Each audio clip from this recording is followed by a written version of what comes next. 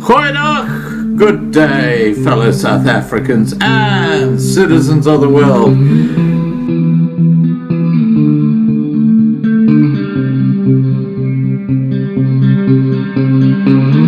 I've been looking around for salvation. I've been looking around for the truth. All around me I see frustration,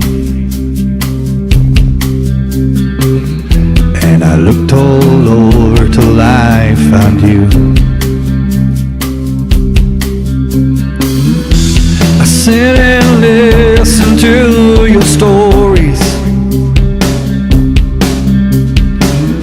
and you're telling me, please don't worry. A lot in this world you should know, and love in life is where you should go. If you're looking for somewhere to go, if you're looking for someone to know, if you're looking for someone to guide you, then love in life will guide you. I know that life outside is so hard. There's a lot of things that can tear you apart.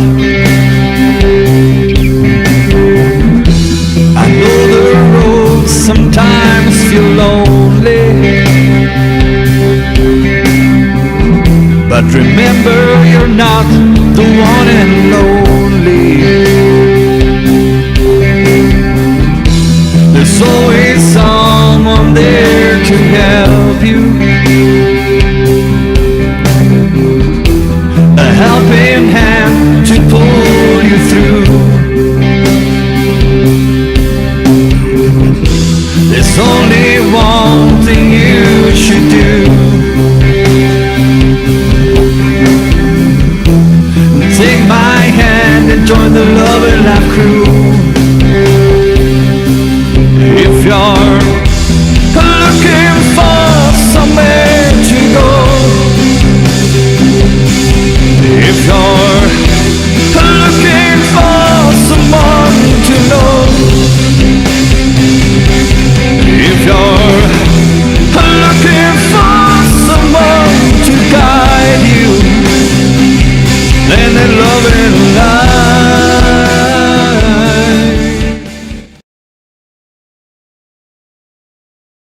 Goeienaand, good evening, fellow South Africans and citizens of the world. And wow, do we have a full live stream tonight. Incredible.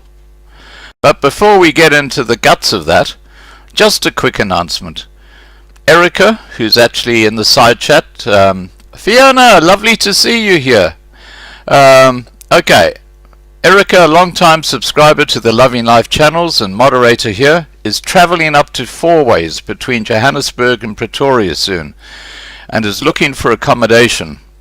So if anyone is able to help her, please put up your hand. She is travelling up to help a lady in distress, and just if you are able to help Erica, just please pass a comment in the side chat, and I'll certainly put you guys in contact. Okay, let's get on to this live stream tonight. Tonight we're meeting the unsung heroes, the men and women who are holding the fabric of South Africa together, with the self-serving cadres in the ANC government have failed so horribly. Ignored by the mainstream media in South Africa, tonight you will meet the heroes who selflessly serve a growing population of starving people, while the black privileged ANC cadres focus on enriching, guess who? themselves. The format of the live stream tonight is as follows. We will first get Jacques Papenfus on to tell his unique life story, leading up to the charity work and nutritious and inexpensive veggie meat that he has formulated for starving masses in South Africa. At about 8:30 p.m., we will get several people who run well-established charities whose primary aim is distributing food to the poor and hungry. We will be discussing Jacques' veggie meat, and this will be the first time some of the participants have actually met each other. Before discussing veggie meat and other areas, I will be first talking to Petro, who will give us an emotional first-hand account of how Patrick from Farmers Aid saved her life last week. This is the reality, guys, of what's happening behind the scenes in South Africa. There are so many people in this lady's position, it's absolutely shocking. Now, feel free to post your questions to any of my guests in the side chat, and please remember to subscribe. Okay, let's get Jacques on, shall we? Give me a second.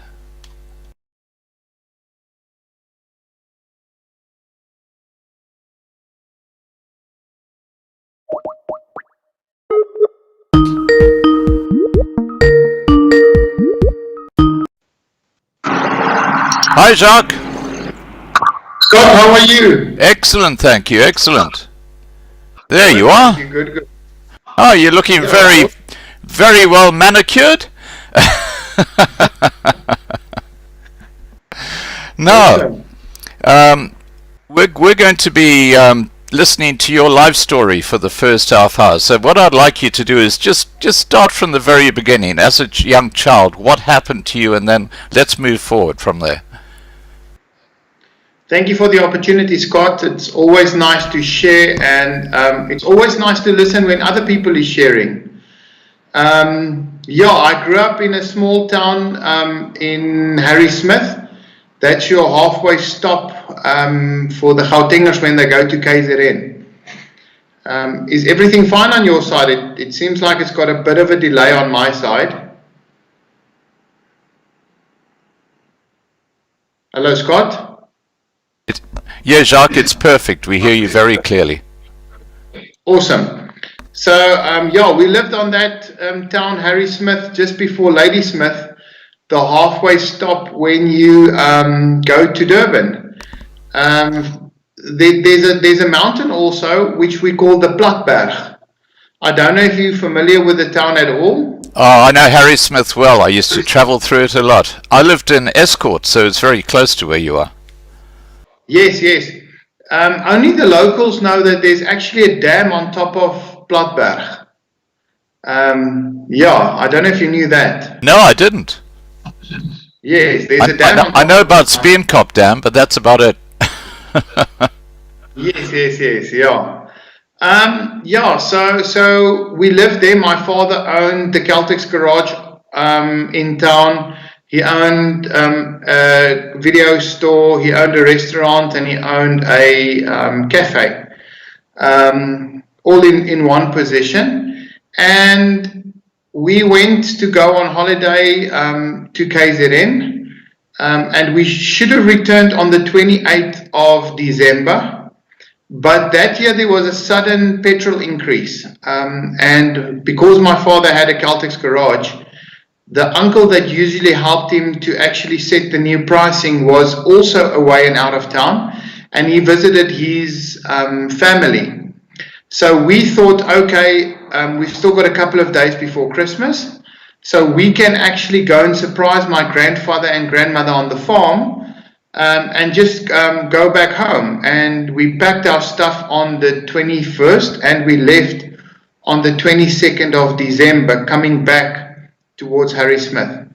Now, for a kid, it's a very exciting time. You must bear in mind that we took all of our presents that we were going to open on Christmas Eve. We took it all with. So loading the presents back, you understand, loading the presents back into the car, it's all an exciting time, because the holiday goes on. We had the best of KZN.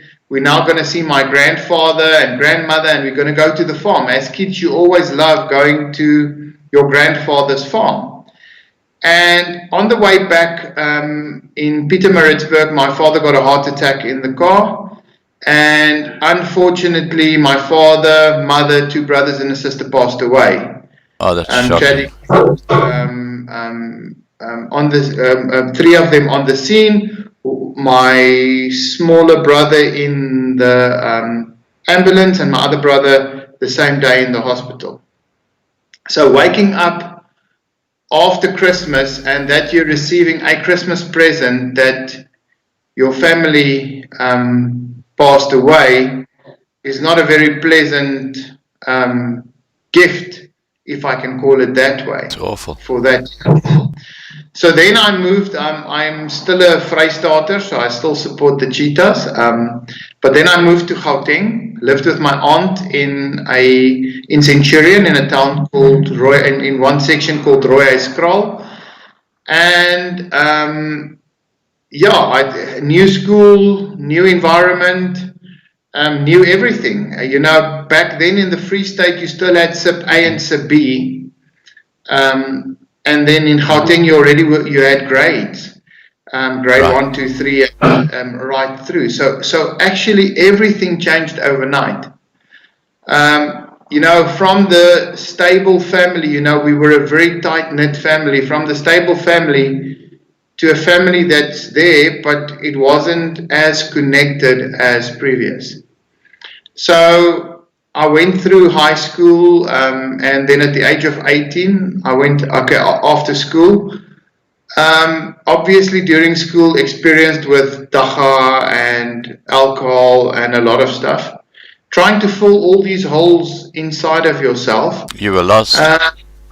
Yeah, you were lost. You lost. What can you do? Yeah. And I ended up using heroin, because heroin is actually a very strong chemical that's actually got similar characteristics as morphine, which just completely numbs your pain and numbs your feelings. And for 7 years I struggled. I wanted to stop using drugs, but I couldn't. It's just one of those things that they say 1 is too much and 1,000 is too little. And for 7 years I actually battled addiction. But in the process I started feeding people on the streets. And more, the first 2 people was when I was 19 years old. Basie and Clasie was 2 boemelaars, hobos, in Church Square, right by the Paul Kruger monument.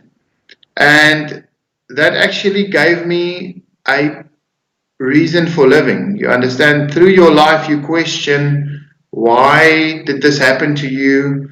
Why did you have to go through it? And from there I could be someone to someone else that has maybe a similar past, or also has certain pains in their life.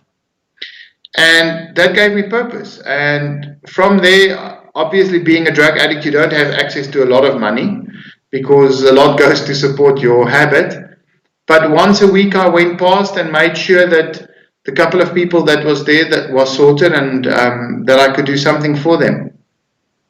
And at the age of 25, I just started doing it. I made it a project where I said, you know what, I'm going to really go out and try and feed as many people as possible. So my work started generating money for my calling. And rather spending the money on drugs, I used to spend the money on buying food to actually support other people.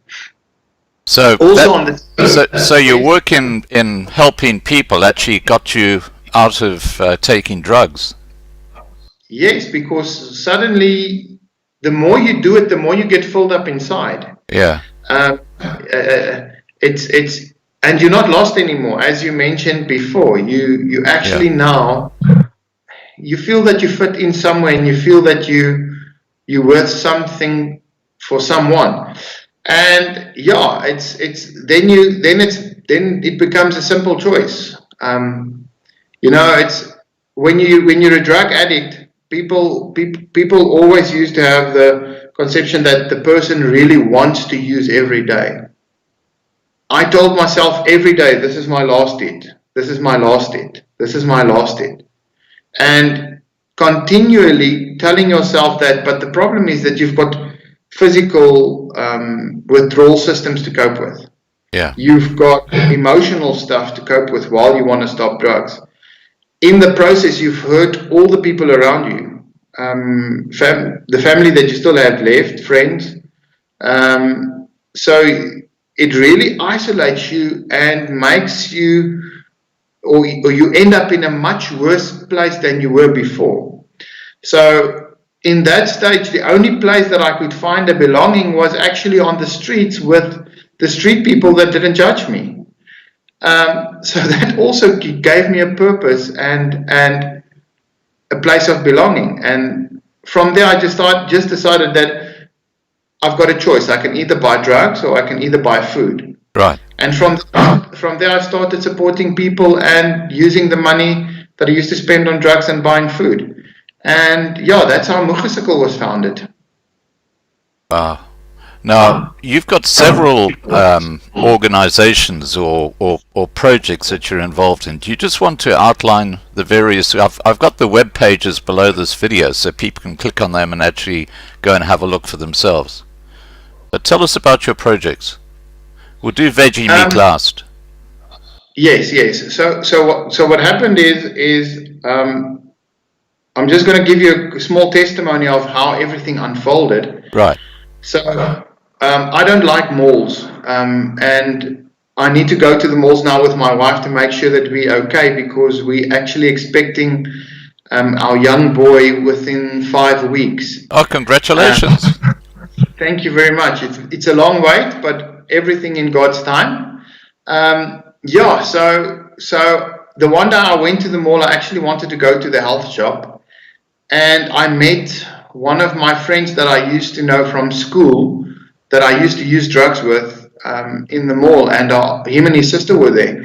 And I asked him, how are you? And he said, no, he's very good. And his sister looked at him and said, how can you say you're good if you just came out of prison today? And there I was caught up in this family battle where they actually were fighting about the position that he was in, and how can it be okay for him when for the family it's not okay. And before I could think, I just said, come and move into my place, move into my house. So within 2 weeks, we had about 7 people in our house. All people either from the street or addicts or whatever, just people looking to also find the same purpose that I found. So we were in a normal house, and every night and every morning we used to sit around a table and we used to pray. So the one prayed for a big hotel and the other one prayed for big kitchens. My wife prayed for big kitchens because suddenly you need to feed 10 people, including us, it was 11. And another one prayed for a big high driveway because we stayed in a panhandle. And on weekends we actually went out to go and, because I always had this work ethic that we need to teach the people to work and to fish. To actually support themselves. So on Saturdays we went and looked for scrap metal and those type of stuff which we can go and sell, and then have a lekker braai with some pudding included, whatever. So the one day we went and we were on our way to go and buy meat, and in the process we found a letter in the gate, and the owner of the house actually gave us notice. Now you need to understand, that was in the first 2 months of starting this thing there. You're not going to allow heroin addicts to stay in your house. And obviously he was scared, because if you give us enough time, as an addict, we will steal the copper pipes out of the wall.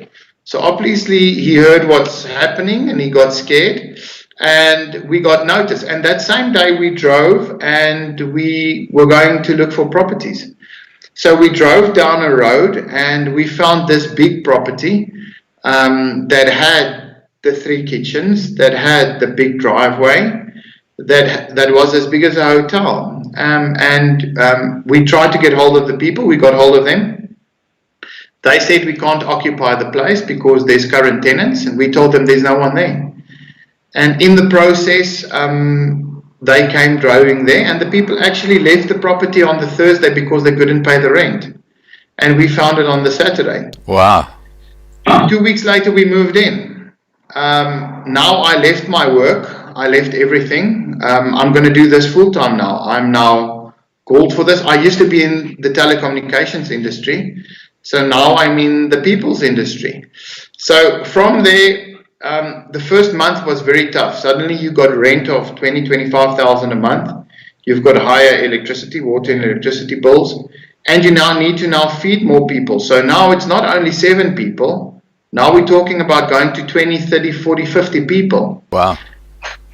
So the one Saturday afternoon, we really didn't have any food. So we had a rule where we never asked people and used our position that we were in to get support.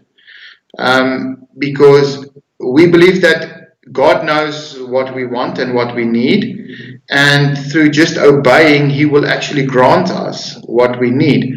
So the afternoon, I drove into the property, not knowing what we're going to eat that evening, and I sat in my car. Now, I'm a Cheetah rugby supporter, so being in a depressed state, trying to watch one of the Cheetah rugby games can actually get you in a worse position. So, because we don't always win, but I actually decided, you know what, let me do something positive. Let me actually clean my car. Let me keep on giving life positive energy and moving forward. So I actually started in my cubbyhole, sorting out mail.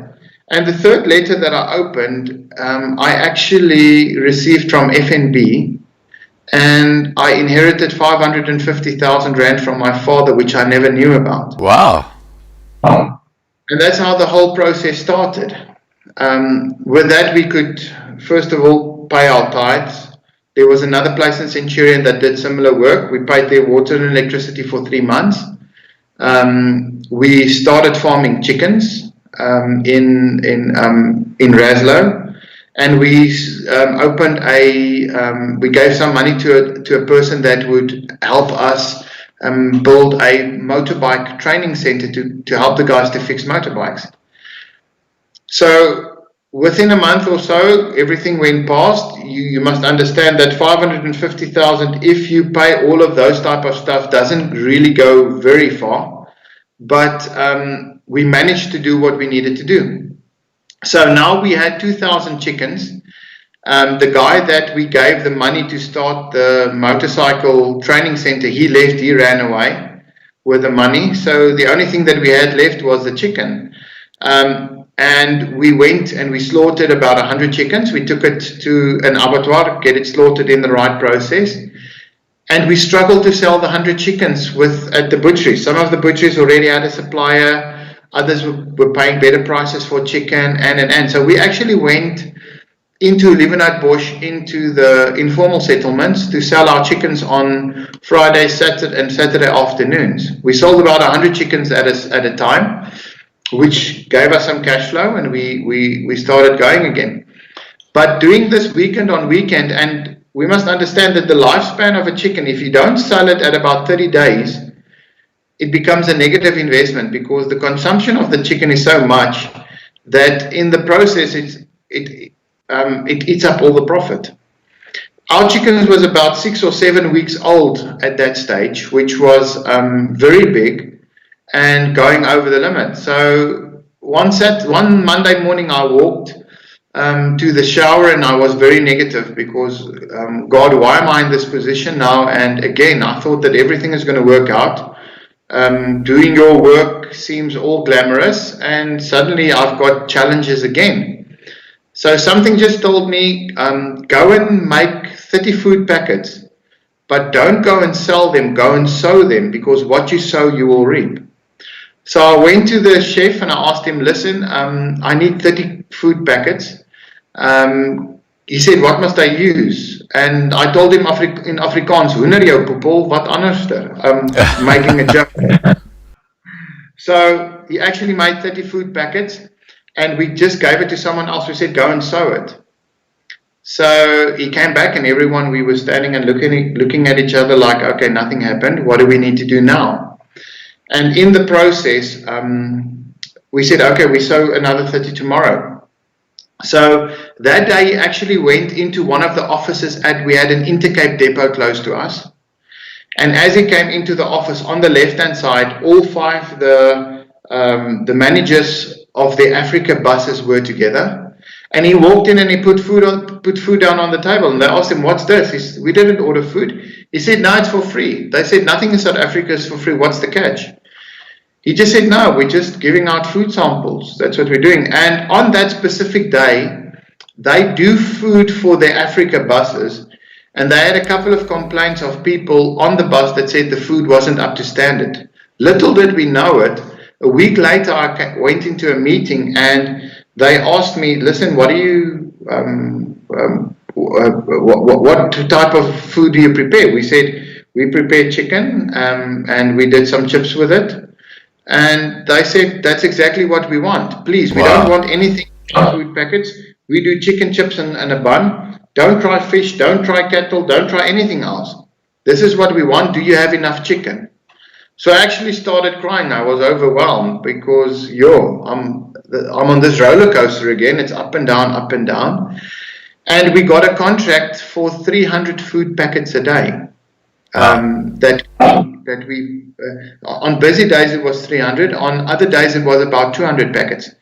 That gave us a platform to start building the type of ministry that we had at that stage, which you come into the center, you start at the bottom, you wash pots. Now the pots would actually be you cleaning your own life, preparing yourself to actually become something.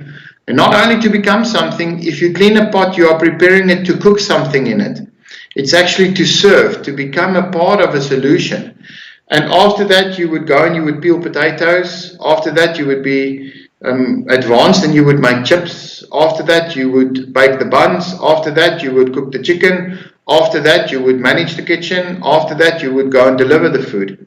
So it was all progressive stages to take a person in, and it's actually been known as a type of a physical therapeutical program that we built without even knowing.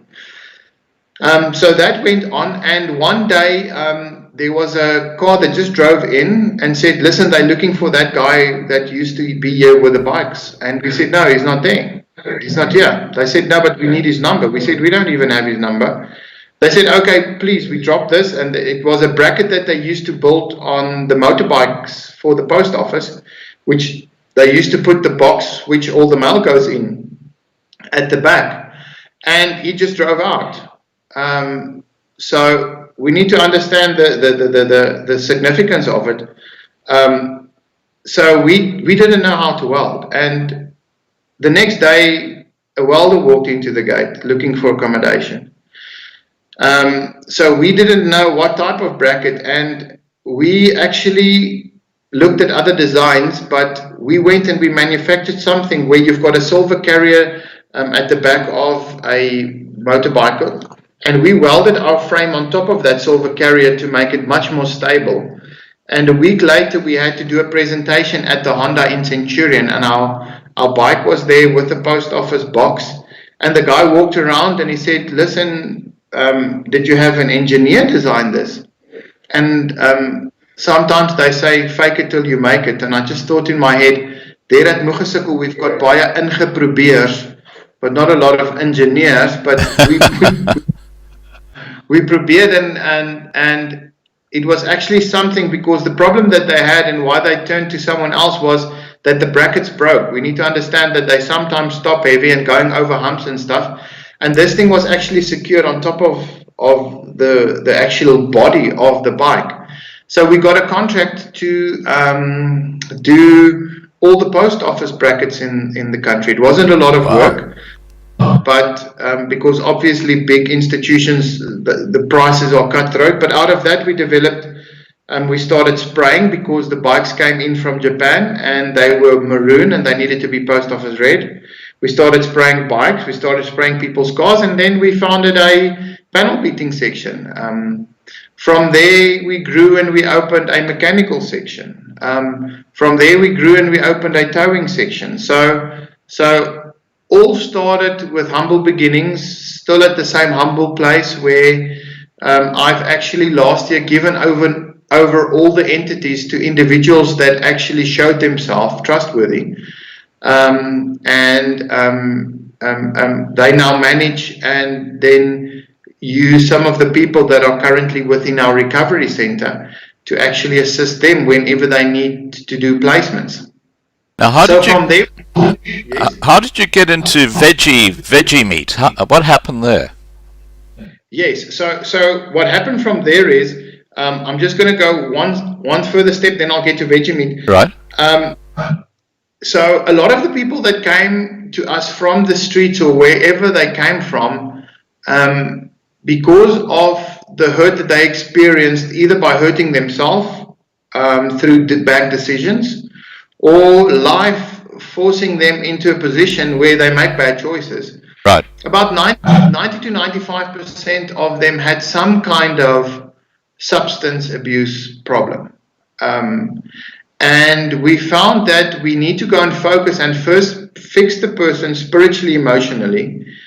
And we opened a rehabilitation center where we've got a social worker, we've got a nurse, we've got a pastor, we've got counselors. So now for 22 weeks, we first focus on getting the individual to forgive himself, to forgive others, to work through a lot of his problems through therapy. And then actually we do 3 classes a day. The first one is biblical principles, the second one is sober living, and the third one is a life coaching class. And this actually equips the individual for the next step where they then go into, and then we've got another place which is a halfway house where we send the guys to, and at the halfway house we help them to find jobs and we help them to get back into society. Now, can I ask you, do you get any government support at all with these charities? No. You need to register in certain ways and work very tight and close with government. And our rehabilitation center is an NGO, but we haven't requested any funding up to this stage. It just gives us a bit more freedom to run the program like we would want to run the program. Right. I think we also discussed it this morning. Is a fact in our country that all organizations are struggling to get money out of our government. And it can leave us in a very negative position or a negative mind frame.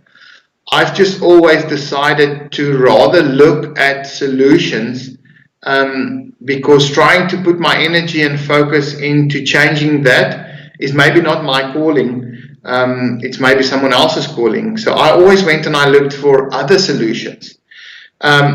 So with the rehabilitation center running on the one side and me giving actually over the companies to all these individuals to run it, I still have my normal day-to-day job and I need to do what I need to do in a training entity, which is called MGS Training. In MGS Training, I took a young individual, Abel and Sane. I took him from the streets in 2012. We started a training company and we are working together within the BEE parameters of our country, and we are offering BEE learnerships to individuals within Tembisa. So we found a disabled community in Tembisa that also struggles, and through getting funding from companies spend money in order to get their BEE status, we've got about 50 students now that we are currently giving learnerships to. Yes, if you want to look at that as government funding, it's not government funding, it's private sector funding through a system that was put in place by government. It's again looking for solutions within the current situation that we have, and that's how we came up with the training company. Right. So that's my day-to-day job, is actually working actively within the training company. But with the recovery part forming part of what Krugersdorp used to do, and it been run as a separate entity, I always had this passion to feed people. And it gave me some time to go and look at some alternative ways of feeding people for less money. And I got to meet some key individuals within the food industry that are some of the biggest manufacturers in Africa. For example, the person that I'm partnering with, they have the biggest soya manufacturing plant in Africa. And through that, we played with different stuff and we looked for solutions, because I actually wanted to have some coins here tonight. I just forgot it. But where in our country, I used to know when I was still small that we could use coins to actually buy food. Right. Where in our country can you now use coins to buy food? You won't get anything. Not even a bread, you can use coins anymore. You know, if we take a 1 rand and a 2 rand coin, you can't buy food for it. So we were busy developing, and then lockdown came, and within our country there was a lot of hype created around the government putting restrictions on certain distributions of certain types of food. And luckily we were positioned with a product that's a dry product that has a shelf life, and that fitted into the perimeters of what government set out that we need to do. And yeah, that's how veggie meat was. It was founded before, but that's how we then developed and furthered the product. And yeah, we can now feed someone for coins, if you can call it that way. Yeah, I've actually got a picture of the food of the future today up actually on the live stream, so people can actually see what it looks like. Now, the nutritional side, there it is there. And RDA stands for Recommended Dietary Allowance percentage per day. But yeah, quite an extraordinary product. Now, what I'm going to do is, I think you've got a really good insight into, you know, how you've developed something from nothing, which is quite extraordinary. I'm going to now get the other guests on so that they can join us and we can have a bit of a chat about veggie meat and its role in South Africa and stuff like that, because most of these people are heading up well-established charities that feed people in South Africa. Give me a second while I just get them in.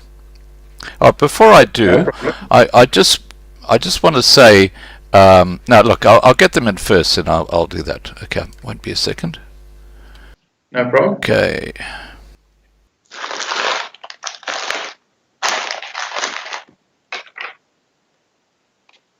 Okay, I'm adding 4 people, so we'll be a couple of minutes. No problem. Okay.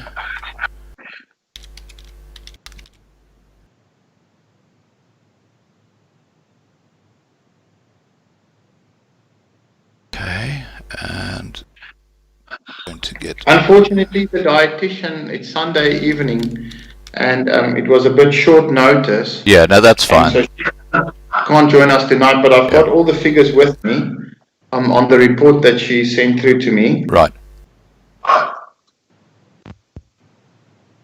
Okay, Annari's with us. Hi, Annari. Hi, Scott. Hi, Jacques. Hi, Scott. Hoe gaan het? Goed met jou, Jacques? Dankie. Mooi. Okay. Melodie's joined us. Hi, Melodie. Just waiting for... Patrick is unavailable at the moment. I'll just try him again. He said he'd definitely be here. Hi, Melodie.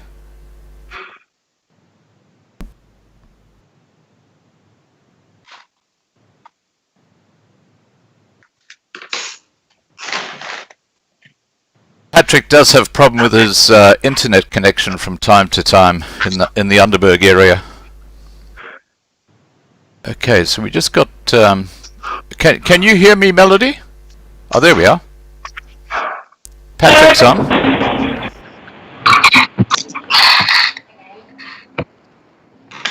Hello, Patrick. Hi, Patrick. Oh, there's Patrick. Hi, Patrick. Melodie, we haven't got your camera on at this stage. Hi.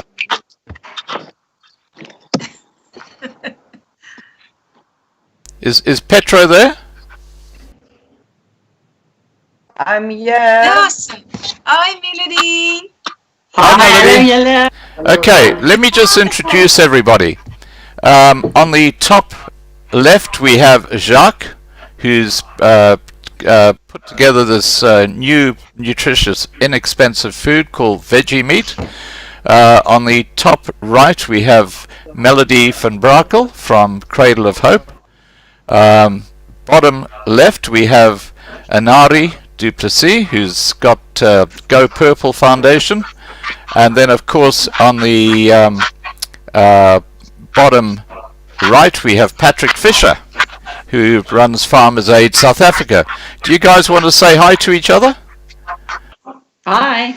Hello, hello. Hi, Patrick. And if any of you want to make contact with each other after the discussion, please just let me know, and I'll give you the email addresses so you can. Now, Petro, are you there?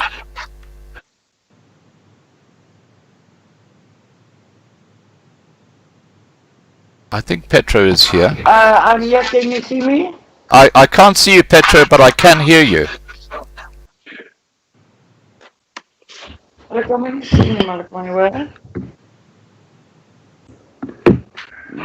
Petro?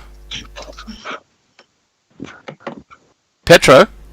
Yes. Look, don't worry if the camera's not working. What I'd love you to do is share something with us. Now, Petro, you're one of the many people in South Africa today suffering terribly under this hard ANC lockdown. So that people around the world can understand the gravity of your situation, please share with us what happened to you over the last couple of weeks. Oh, there you are, Petro. Now I see you. You can see me. Hi, Andre. Hi, Patrick. I don't see Patrick.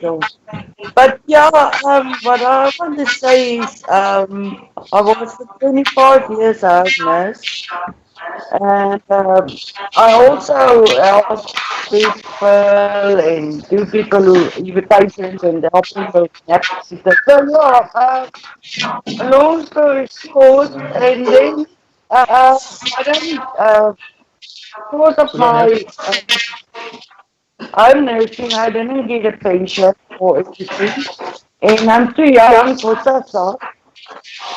So yeah, a friend of mine opened a house after her friend passed away. So I got a home to stay, but I sell fish cook in donuts. We stay in Hammersdale, KZN SA. And yeah, that was all of a sudden. Wilma doesn't work. Only she and Calvin and Barry was working. Barry must go back to Pretoria. He stopped working, and the lockdown get him. Yeah, without he can't. And oh, so Wilma sit without work. Calvin sit without work. Okay, I help out of the ark to give him a better life.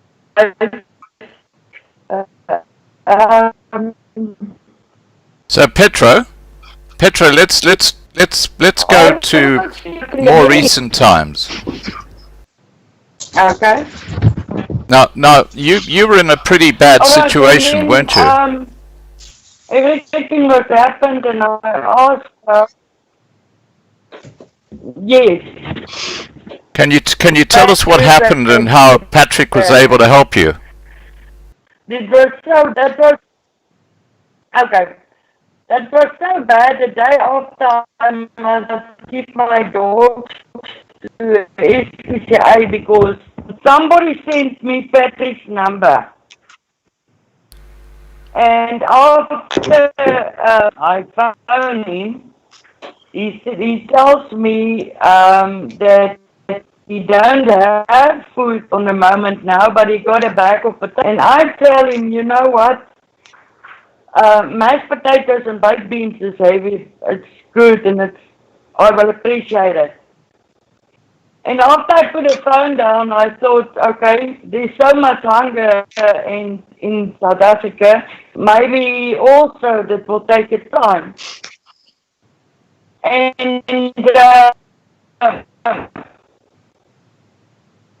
not even 2 or 3 days after that, Shane stopped with my potatoes and my parcel, but I only was my sister and his John of the COVID-19 in the country. I tell Patrick about my garden, and it was again not 3 days. I wish I can show you my veggie garden because of Patrick and Farmers Aid and everybody around the world. We are all Right, now I think we've got a very bad link, Petro.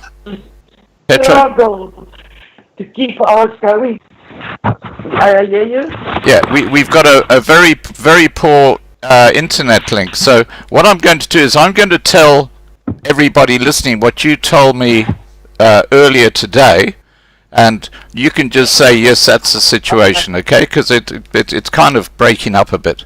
Now, what you told me earlier today is that you were at the end of your tether. You know, you were ready to just basically commit suicide because you just you couldn't get any food, you had no hope, everything was going pear-shaped for you, and I can see you're very emotional about this, and I know that what happened was you met this wonderful man who's Patrick, who's on the bottom right of our screen, and you phoned him, and he basically changed your life, didn't he? He came and he helped you with food, and he got you seedlings for veggies and for all sorts of stuff, and you now have the hope to carry on with life. Is that basically a summary of what we're talking about?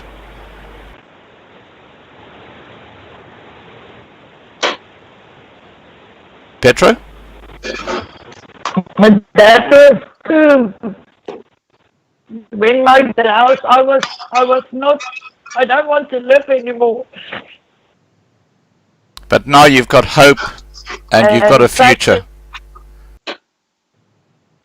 Oh yes, Like Patrick and Shane take my hand and they never leave me. Like I said, they get in too fast and they get me seedlings. They don't give me only food. They give me the fishing rod. They give me life. I wasn't even feeling like I'm begging for something. Really, people like you give us poor people a life back and to stand up and say, I can help somebody else. My home is big. I tell Patrick I want somebody to come live here who don't have a home. I got some. The women can help me bake. We can stand up. That's what Farmers Aid gives my back. I want to stand up. I want to help other people. Well, I just want to say that, you know... And I really hope, Patrick, you and your team hear me. And all the people who... I just want to say to everyone watching that what you're looking at here is the raw reality of what Patrick encounters every single day when he delivers food packages. And it's not just Patrick, it's Melodie, it's Annari. They see this every day, and so does Jacques. This is the reality of what's happening in South Africa. It's hidden, it's swept under the carpet. People don't know about it, but it's very real. It's not only me.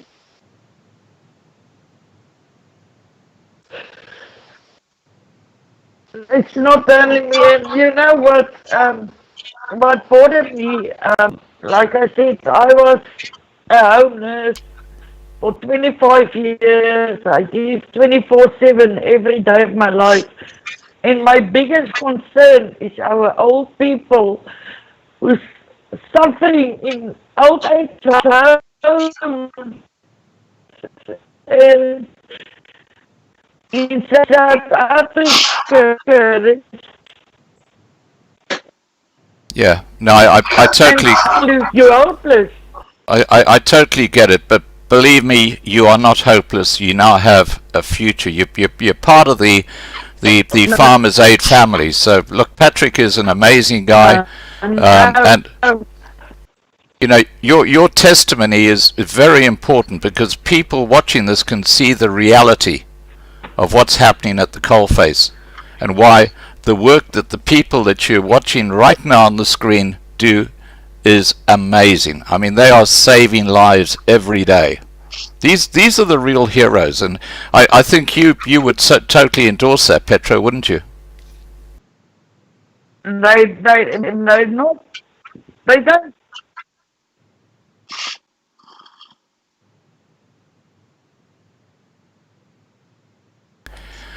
Petro, thank you so much for coming on and sharing that with us. I'm going to get Jacques back in.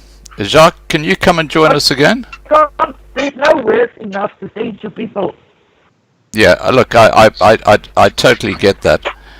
I totally get that, and thank you so much for your testimony. Hi, Scott. Hello? Okay, now Petro, Hello? yeah, if you can, just sit and listen to the discussion. I'm going to be talking now to Patrick, Melodie, and Annari and Jacques, because we're going to be talking about this new food supplement that's coming out. Jacques, would you like to come and join the conversation again, please? Thank you. I'm back. You can hear me? Yeah, I can. I can't see you at the moment. Petro.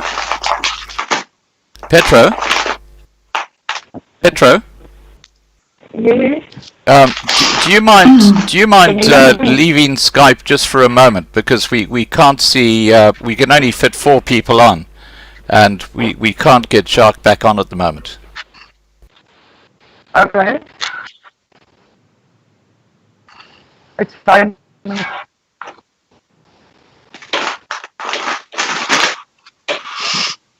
Okay. Now, I believe Annari and I believe Patrick have received food parcels from, or this new veggie meat from Jacques. Is that correct, Annari? Hi, Scott. Yes, I did indeed. When I wanted people to donate money for the 300 families that we heard about, Jacques was the first one who donated a food parcel for every family that we wanted to hand out, and they have received it.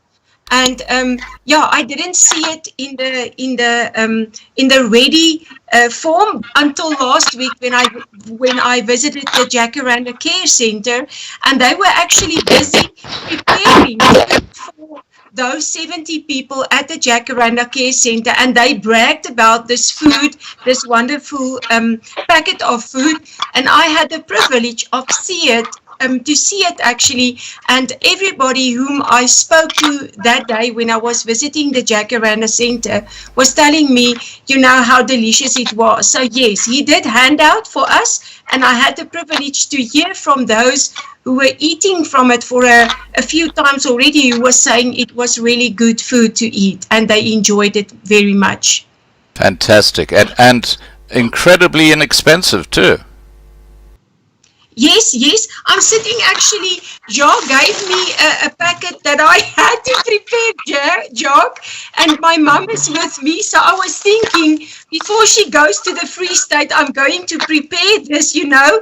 Hulle say, you know, the old people will always tell the truth, so yes, I am going to prepare this, Scott, so this is the proof that he handed it to us, and I was privileged. He said to me, taste it, and I'm sad to say I didn't taste it yet, but I am going to taste it soon. Thanks, Jacques. Annari, I know we're all busy, so you're forgiven. Thank we're you. running to feed other people. We forget to eat ourselves. Oh my word, you're so true. I say to people when they open my fridge, they will think I need some help, but because I don't get to the shops, I think it's the same for everybody now.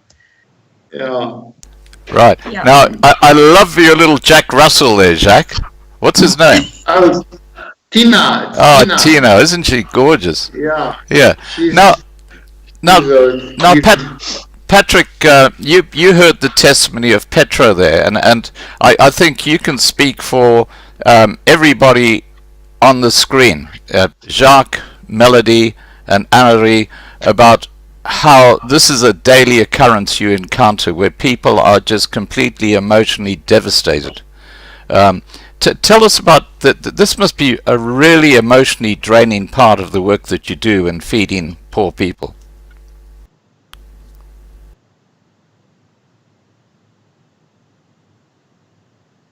Patrick, I can't hear you. Have you got your sound on, Patrick?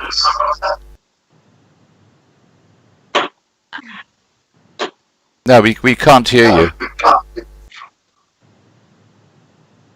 Okay. Well, just keep on working on it, Patrick. I'll just have a quick chat to Melodie. Melodie, have you come across veggie meat yet? I know about the veggie meat. Yes, it's great. We have been getting a similar product as a donation from Rise Against Hunger. So it's also a pack with the rice and the lentils and everything in it. And it's fortified, full of vitamins and things. So we've been handing out quite a lot of this. And it actually is quite similar, and it's very delicious. It's really a solution for the problem that we have at this stage. Right. Now, Jacques, one of these packets costs about 20 Rand, doesn't it? Yeah, that's correct. And tell us how many servings can you get from one 20 Rand bag? You can easily feed 6 adults or 10 children. On one bag? On one bag, that's correct. So that's like 3 Rand or $1.50 US. No, sorry. No, not $1.50. The 20 Rand packet costs about $1 US. And that feeds 6 adults and 10 children for a meal. That's incredible. Yeah, it's about 3 Rand. It's about 3 Rand 33 per adult, and it's about 2 Rand a kid. Okay, so 2 Rand a kid, that's about 10 US cents for a meal. That's correct. Wow. Well, I don't know about those people who are watching the live stream right now, but I think that is absolutely amazing. Now, Melodie, is it a similar type of price range with the one that you got at the moment? The ones we're getting are donated to us by Rise Against Hunger. Yeah. So I actually don't know what they cost. They do bring us a big load of boxes every week. I have no idea what it costs. I haven't been able to look. We haven't needed to buy. We've been getting this as a donation. Fantastic. Now, Jacques, what's the biggest thing you need right now to really get the production of this product out there so you can help more people who are starving? At this current stage, if we look at the model that we used to run with Krugersdorp, we just want to get our hands into the product and manufacture so that we can feed people. That's actually what it's about. I want to be in a position to send Annari boxes. I want to be in a position to send Patrick boxes. And that's where we're aiming at. Another thing is, which we've seen currently, is that the product is of such a good quality that a normal individual can actually consume it in their homes. We're talking about people going for a meat-free Monday. There's trends around the world of people going for a meat-free Monday, but there's actually people that's buying this, which is going on a budget Tuesday and a budget Thursday, where you see normal people that still have cars, but they don't have food. it's a reality in South Africa currently. We used to, and all of the people that's currently on the stream would know, Melanie and Annari and Patrick, that we used to deal with people that don't have food, which weren't living in proper houses and didn't have access to all of the different stuff. Now we dealing with people that still has houses, that has cars, so the need has just increased a lot. It's coming out of all walks of life. It's not only people in white squatter camps anymore. It's normal individuals that's struggling to eat. In the suburbs. You get to in the suburbs, you get to places and then you can't understand that how can these people not have money? But the COVID pandemic has forced people with retrenchments and a lot of other aspects that people just don't have food. And all that we want to do is we want to produce a product that any individual can even purchase from us, so that they can have food on their tables. And we developed this with the nutritional value in mind. In the recommended dietary allowance, the RDA percentage of energy for an adult is 12.27% within one portion. A kid is 12.09%. Protein, we've got 36.9% of the complete RDA a day in one portion. Wow. And on kids, you've got 31.67%. Of the carbs, adults 17.08% and kids 16.03%. And the dietary fiber, 23.35% on adults, and on kids it's 46.7%. So we need to get to a place where we've got, and you know, what I don't understand is the fact that always when the diesel and petrol price increased, remember we used to feeding people, so we need to buy product to feed people. Every time everything just became more expensive. Now in COVID, petrol and diesel price came down, but the prices on the shelves went up. So we need to now find a way to make sure that the 1, 2 rand or 3 rand that we spend, that we get maximum value out of that 1, 2 or 3 rand. And that's where we want to be. We're developing other products as well. We're currently developing products. We just want people to eat nutritional food at a fraction of the cost, so that we know that the kids get what they need to grow. And that's it. That's where we are. Fantastic. Now, just Patrick, is your sound working now? Do you want to just test that?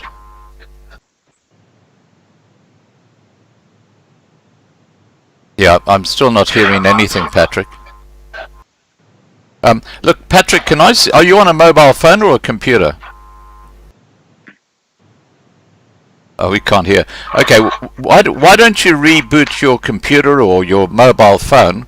And what I'll do is I'll invite you back onto the chat in a couple of minutes' time, because it could just be a glitch, and hopefully when I invite you back it'll be working again. Okay, yeah, Patrick's going to reboot his computer. So now let's talk about this lockdown. I mean, it really is a crazy situation, and you know, when you're banning cigarettes and you know, people are suddenly put through a cold turkey when they're chain smokers is just a terrible thing to do to people and to families. Now, getting back to the actual lockdown itself, how are you seeing the impact, Annari? Are you seeing a huge number of new people coming knocking at your door saying we need food, we need help? Look, Scott, I think I visited Melodie a few times. I love that woman to bits, and I just want to say tonight to her, well done, you know, on the struggle she had in the past 2-3 weeks. I think I quitted struggling because I tasted the inside of a police holding cell in 2011, and I got so scared. And also the intimidation, I don't know how she deals with it. So part of tonight was saying to her, Melodie, you know what, we want to keep on doing this, but we were so, you know, and I believe she doesn't have all the answers, Patrick, Scott, because what we saw at the trauma center, normally we are dealing with with trauma, with, like Melodie, who's got a home there. We deal with survivors of rape and sexual violence, and for us in the Bold Triangle, it's still a big thing to get a case to be opened. And, you know, that is the big thing, to get somebody to help a victim who actually breaks the silence and say, I was raped, I was abused, whatever the case might be. So with the food scenario, we opened that one morning to think about the soup kitchen that Melodie was doing, you know, not to go door to door, because we started from the beginning with the yellow for food, with the yellow ribbon around the gate or whatever. That was the initial thing, so that we could actually see who are the people in need. So we went door to door and we do the drop-offs. So I thought, okay, Melodie had a huge success with her, and don't ever think you can almost start doing something. We need to learn from each other. And that first Monday morning, we opened the trauma center, and the people were coming, you know, through that gates. It's like somebody is whistling and everybody knows there's a place where they can get food. And it was actually very traumatizing for us, because we were not prepared for the magnitude of people that was actually coming towards the trauma center wanting food. So I had to close the gate, and we sat with them, and we took down all the information, and we handed the few parcels that we had to them. We didn't make soup like Melodie or the famous peanut butter sandwiches that she's doing. But we were thinking, you know, that might be a solution. Scott, the next day, there were more people than the previous day, and they were actually fighting with us. Selina Mugeseng went out to speak to some of them. They said that I want to talk to her, they want to see me. And I went into a test with these people who were saying they were hungry and they were fighting, and they were saying the ANC is doing nothing for them and all these things. And they demanded, you know, food parcels, or at least the food vouchers, who the previous days people told them that I've given them food vouchers, because I decided to write down the phone numbers. Then we do the virtual voucher through ShopRite, Checkers and those places, and they were quite happy. And then I realized it was also at that stage when Melodie was prohibited to hand out the peanut butter sandwiches. And I got very afraid. I said, and not just me, my volunteers also got very afraid, and we decided, no, we can't do it. And for the next 3 days, there was a grey Mahindra bakkie with 3 men in, and they said they demanded their food parcels or the food vouchers, and it was very scary. So I decided, until Melodie win the case in court or whatever, we will back off, because I'm not going to jail again. You know, that's the thing. I was scared. I didn't do it, but we still kept on doing the virtual vouchers. So yeah, I think we as a trauma center, as the Go People Foundation, are rethinking everything, because if you think that after COVID-19 you could go back to the old ways, I think Melodie will agree, and even Patrick, you're making a huge mistake, because everything will change. And we have to rethink a lot of things. And I'm willing to learn from Patrick, Melodie, whoever is out there, to bring change, to learn from each other, because it's not going to be an easy road. But it is, you know, for me, the sad part, Scott, is that racism is something that is in the heart. It's prejudice, it's discrimination, it's antagonism, and it's people who believe stuff like our government that actually causes a lot of people to start fighting with each other and not actually working together to tackle a problem. So yeah, that is my experience. I know it's not going to be easy, and I'm searching for ways to keep on making a difference, but not to actually allow some of my volunteers to be killed or to be hurt, or maybe anybody who comes for food that will be killed because somebody wanted a food parcel more desperate than the other one. Because I don't know how Melodie does it, because who do you give it to? If there are 20 people and you have 10 parcels, how do you do it? And I think she's one of my role models when it comes to that, because I cannot deal with that. I cannot send anybody away. Then I'd rather stop handing it out. I'll do the virtual vouchers where nobody sees me and where nobody can actually threaten my life or the lives of the volunteers. That's just me. I mean, so Melodie, I hope you can motivate us tonight here. So Melodie, how do you manage under this lockdown? Tell us. Oh, it's been extremely difficult. Can you hear me? Yeah, I can hear you. Yeah. Yes. Yes. Yeah, no, it's been extremely difficult. I don't know where to start. Yes, and it's true what Annari says. I don't think things are ever going to be the way they were. We're just going to have to get used to a new kind of normal. The vouchers, yes, we do that as well. It's also difficult to determine who do you buy the vouchers for and who not, because we get food parcel requests from right around the country at this stage, and they are pouring in. I'm actually getting another cell phone tomorrow with another number that I had recorded for a second number for food parcel requests, because the phone that we have and the number that we have, we're not coping. We've got a volunteer handling it for us, and from tomorrow we're going to have to give out a second number.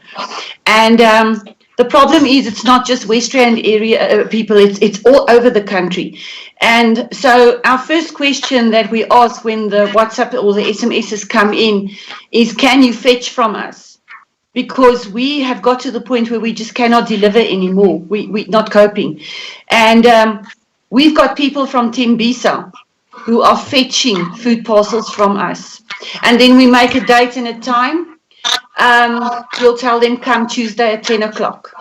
And then we've got a form that gets filled in, and we've got volunteers that are at the gate, and the person will come. We also don't let everybody come at that time.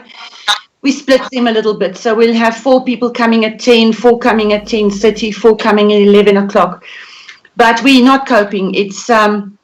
It's very sad. I had a young mother who contacted me in the week who had given birth to a premature baby who was living in the Carlton Centre in Johannesburg, and she was pleading for food and help. And I mean, I wish I had the time to drive there and go and try and help her. I'm getting my daughter involved in that. But I eventually said to her, well, send me a photo of the baby, which she did, which really broke my heart. And I sent her a voucher through ShopRite and Computicket. We had a single mother from Colenso who was starving with her children, who was begging me. And we said to her, go to the churches in Colenso. And she said, well, they're all closed. And it's this tiny little town, and there's only a couple of people there. So it's vast. And then on Friday, we did soup and bread. From tomorrow onwards, we are doing peanut butter sandwiches again. We've ordered 300 loaves of bread for tomorrow. And then Wednesdays and Fridays at this stage, we'll be doing soup and bread. We'll try and make it a bit more. But because we haven't been functional with handing out cooked food and peanut butter sandwiches for more than 2 weeks to get the wheels rolling again, it takes a while. We need to get donations, money for the bread. We need to order the bread. It has to be delivered. We need to get volunteers to spread the bread. So it did take a couple of days to get the whole thing rolling again. But this has been the most difficult time of my life. I mean, I don't think I've ever been this tired. It's just Scott, I just want to get in there, please. Yeah, go ahead, Jacques. Before you do, Jacques, before you do, I just want to say thank you so much for Stuart McLeod. Apparently, he sent a donation of $100 US, and I think probably the best. Apparently, it's been sent to my email account, according to the side chat. It's probably best if I send that to Jacques for the purchase of this product, that you can then distribute evenly between the 3 charities here. What are your feelings about that, Jacques? Before that, I just want to first of all just honor Melodie and I think we're all getting emotional because I don't think normal people see what we go through, and everyone just think that you need to keep standing. And I think Melodie changed a lot in South Africa, and I think after the government gazette that was released this week, where organizations are again allowed to feed people, I just want to tell you currently you helped us to feed thousands with the fight that you fought, because there was a lot of people that was so scared to help their neighbor because of the publicity that we're not allowed to help, and they're going to end up in jail for giving people food. And Melodie was the one that stood strong, and even if she had to go to court or whatever she did, I just want to first of all honor her for doing that. And I don't think she knows the big impact that she's made in our country, with allowing myself and Annari and Patrick and the other hundreds out there to do good and to go out and do what we were born to do, and that's to feed people. So Melanie, thank you. Although you might be tired and it was a tough time, it was fruitful. Thank you very much. Thank you, Jacques. I appreciate that. Yeah. I've also got, we're getting bread. So I think I've got about 200 loaves of bread that we can spare to your side every week. You know, it's good to link like this. Yeah, so we'll freeze the bread, and then once a week we'll bring it through, and then we'll also bring you some packets of our veggie meat. I'd love that. Thank you. Yeah. Patrick, you're back with us. Oh, there's still no sound. Oh my word. Oh, we'll just have to look at your handsome face. That's all. You can Patrick maybe use another device. you can make comments, Patrick. I can relate them to people. Maybe if Patrick tries from his cell phone. Yeah. Yeah.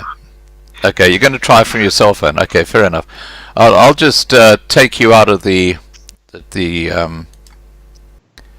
I'll remove you from call, and then call you back. Actually, I don't have to remove him from the call, do I? I can just if he goes onto his cell phone, we should be able to get him back.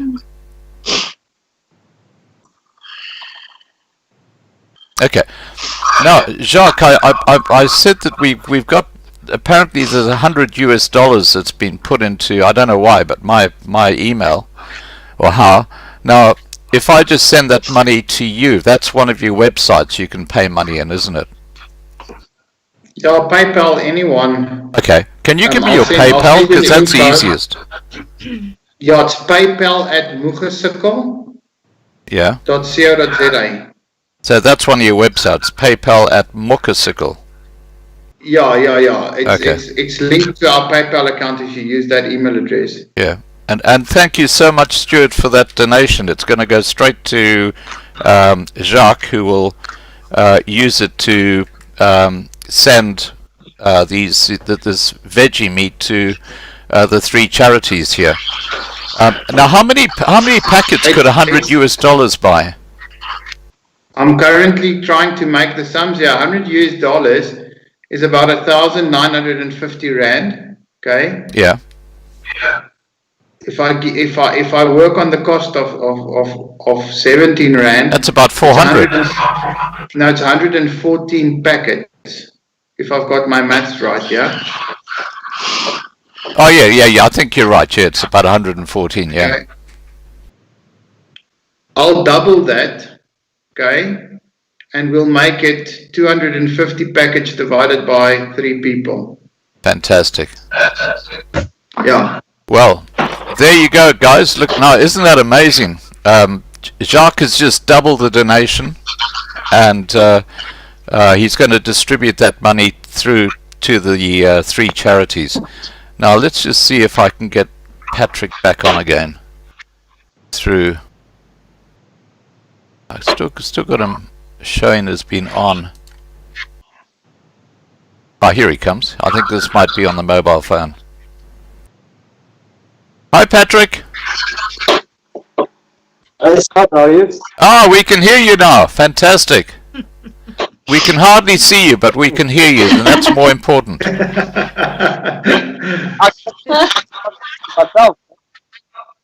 I'm trying to see myself here. We can see you. Just move your camera down very slightly. Yeah, Okay. that's good. That's perfect. Yeah, just like that. Now, Patrick, tell me. Let's get back to wind back a little bit. That lady who came on, Petro, who was very, very emotional. Tell us your side of the story. What happened there? Scott, I was on my way to Durban. With the food park, and on the way back, I got this call from this lady, Pedro. She says she's in Hammersdale. Can we give her? Is there a possibility we can help her with some food? And I said, well, I've just come back now, so all the food parcels given out. The only thing I've got left is a packet of maize, 10 kg maize, and a pocket of potatoes. She said, no, that will do. And we went, got Shane to drop it off for me. And then she gave me a call and she was crying and saying, we gave her more than a food parcel. We actually gave her hope to carry on. Because what made a difference for her is when we got to her house, we didn't look to see what they had in the house. Even if they didn't have a chair, we would have sat on the floor. We just gave her a hug. And we spoke a little bit to her. We gave the food parcels and we left. And we didn't actually realize it meant so much to her until she phoned the next day and said actually saved her from actually committing suicide. So I then straight away went and spoke to a few people that were selling seedlings, and then a lady from Howick that's on the farm, she went and bought the seedlings and she said, please, this is from her side. When they picked it up, go to Shane. Shane went and took it off, and they're planting now, and they'll soon have vegetables that they can either sell and use for themselves and make an income. Fantastic. But a very lovely lady. You know, I said in the opening to this live stream that we have some heroes coming onto the live stream tonight, and for those who are watching, we're looking at 4 heroes, real living heroes who are saving thousands of lives.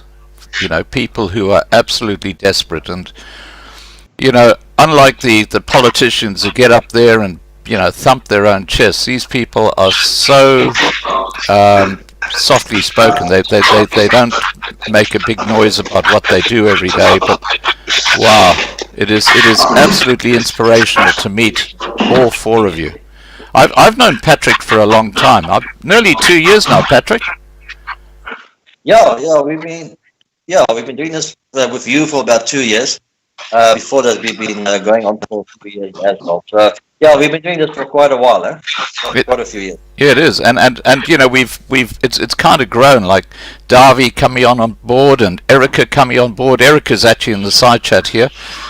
So you know, there's a network happening, and I think that's a critical thing. And I think Jacques was the one who said networking is what it's all about. Jacques, do you want to say something about that?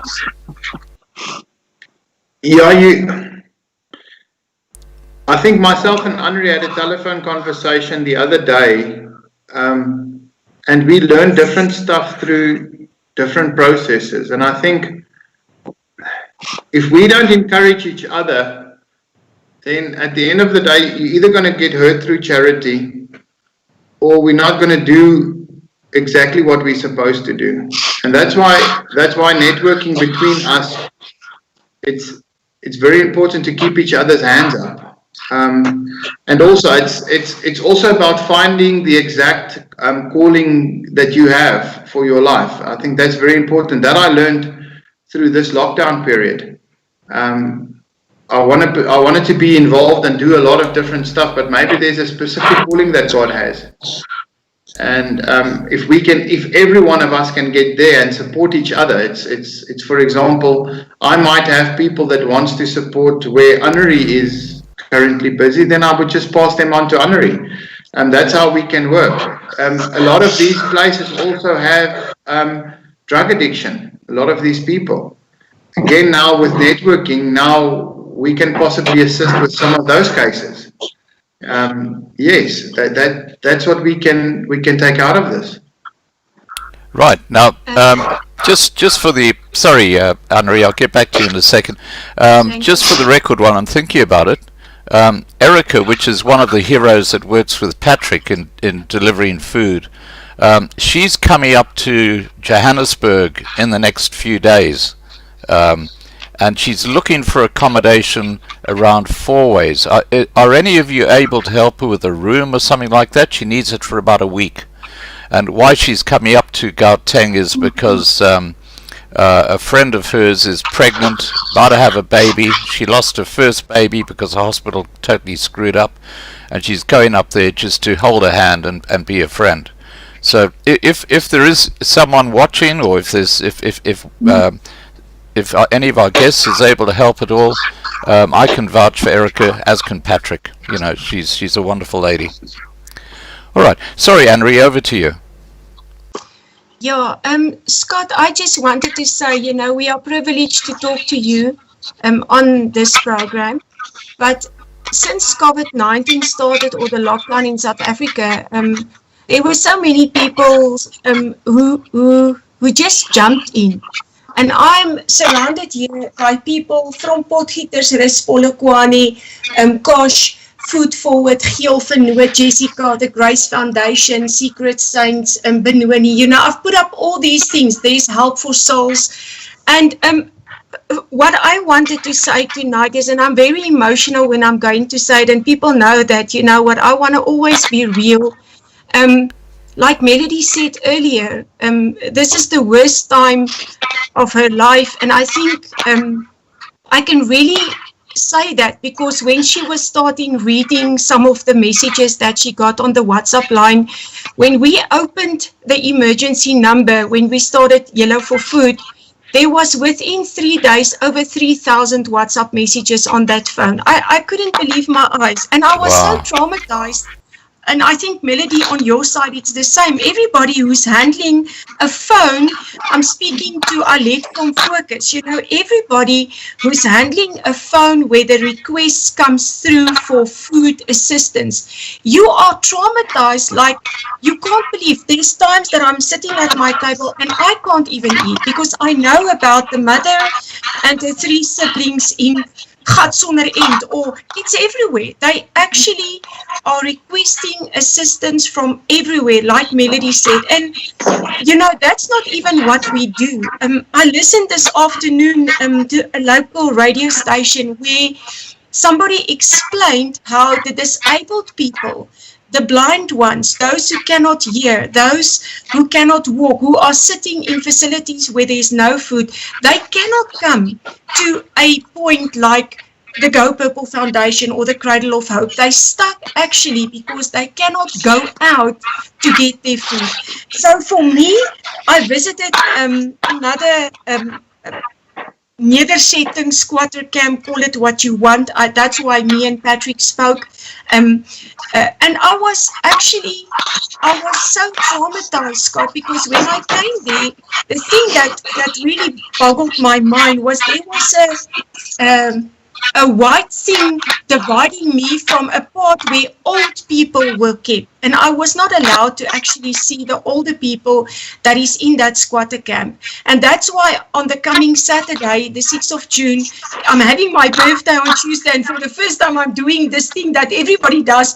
Okay, bring me blankets and roll on, and we've got the Love and Hug project where people can donate beanies, blankets, bed socks, and biscuits for older people, because you know what, I cannot think that an old oomie or tannie, uncle or a grandfather or a grandmother is sitting in a squatter camp and they do not have a cup of coffee, a biscuit, because as I was leaving there, they were telling me that some of these old people are crying that they are hungry in the evening because they eat early and then later on there is no something to eat. So we've decided to make a plan. So my heart for the future is maybe to keep on doing the, you know, visit people and drop off rather than opening the trauma center and because I do not, I don't know how Melodie does it, but I can't do that. So I just wanted to say that it's not just me, Melodie, Patrick, and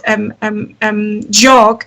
There are so many people. When you look onto Facebook, there's so many people who has just jumped in over this COVID-19 period, who just went overboard with handing out food. And I want to say thank you to each one of them, because there are too many to say.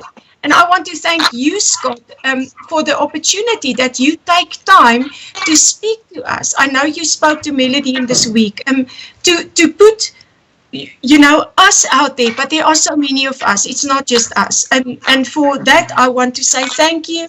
I want to say thank you to the international people who is still willing to contribute to our PayPal accounts, to donate money, because I know lockdown is everywhere. It's around the world. And still, you choose to give us. And I just want to thank you and say thank you, Scott. Jacques, thank you. And Melodie, thank you for, Patrick, I am going to phone you sometime, but Melodie, for you, who's just, inspiring us to even try to keep on doing, even if it's in a different way. So, thanks, but it is hard. I believe it's everywhere hard. It's not just in our country. It's hard around the world. I believe that. Well, what I find extraordinary is that the ANC government keep on putting spanners in the way. And my question to the ANC government is, what happened to that $300 million that the US sent the ANC government to help them with the lockdown? Because none of that money has gone towards charities. It's probably gone into the back pockets of a few select people in the ANC. I mean, this is the reality that people don't understand. It's what's happening in South Africa, is that the money is not getting where it's supposed to go. Do you have any of you have any comments to say about that? I just want to say, first of all, Annari, you mentioned something about the yellow ribbon. Yes. At the houses. Yes. Who came up with it? Well, I made a live video, and there was a guy called Jonathan who later I found him, and he said they started an initiative in Pretoria West area where they actually color coded. If you put a red ribbon, you've got corona. If you put green, you need medicine. And we spoke as a team, and then we decided it's too complicated. And some of my people said, stay away from the red one because you can victimize people. Stay away from the green one for medication. So we just went full on the yellow ribbon. And let me tell you, Patrick, Jacques, there was such amazing testimonies coming from that, where people stopped. There was 3 little girls who took their savings money. They staying close here in Meyerton. They took all of their savings money because they saw a yellow ribbon at a house. And they told their mother and father, we need to take all our spaargeld, our savings money. We want to go and buy 3 food parcels and we want to go and hand it over. So yes, it started with a comment on one of my live videos, and then just I ran with it. And, some people bought in and it went all over. Vogville, welkom, Geel Vernoot in Pretoria. Everybody contacted me and people just started up helping with food. So I don't know if there were other people before me, Jock, but yes. You see, Scott, commenting on what you asked. If we don't get the support from the government, we'll get the support from the people. And coming up with initiatives like this, okay, I drove through Pretoria today and I saw yellow ribbons and I stopped. Wow. Okay? Yeah. You see, that's why, yes. And it wasn't a yellow ribbon, it was somewhere a yellow Checkers bag. You understand? Yes. Whatever just something they have, yellow. But, yes. So amidst all of everything, we're still finding a way, okay, with initiatives, with God-inspired yellow ribbons, with all of that, so that we can ensure as a team that people eat. And again, is the government supporting us? No. Okay, I haven't seen personally, okay, the support. But again, we're going to take it as a motivational thing to say, you know what?